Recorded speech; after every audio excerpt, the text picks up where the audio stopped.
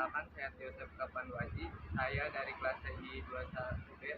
Saat ini saya sedang berada di Monumen Rawagede dan di sini saya akan menjelaskan tentang sejarahnya. Saksikan video berikut ini. Assalamualaikum warahmatullahi wabarakatuh.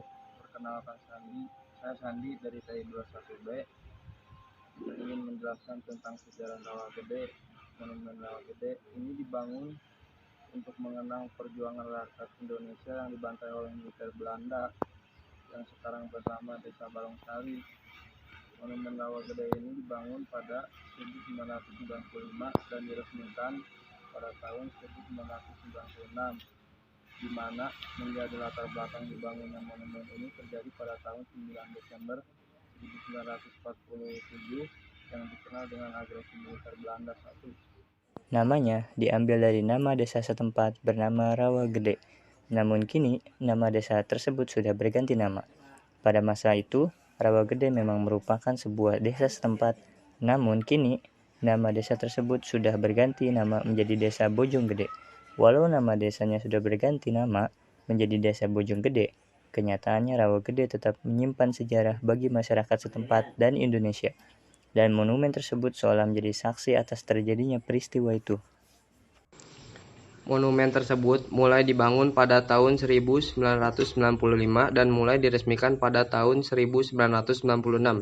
Sebelum dibangun sebuah monumen, tempat ini hanya berupa sebuah pemakaman dari para korban yang tewas saat terjadi pembantaian tersebut. Namun, untuk meneruskan jejak kegigihan masyarakat pada masa itu dalam mempertahankan kemerdekaan, maka tepat pada bulan November 1995 mulai dibangun Monumen Rawagede dan diresmikan pada tanggal 12 Juli 1996.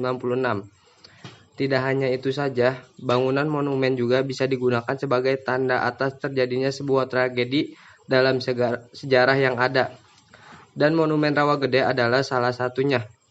Meski monumen yang terletak di lingkungan perkampungan dan persawahan, Monumen Rawagede ini tetap bisa dikunjungi.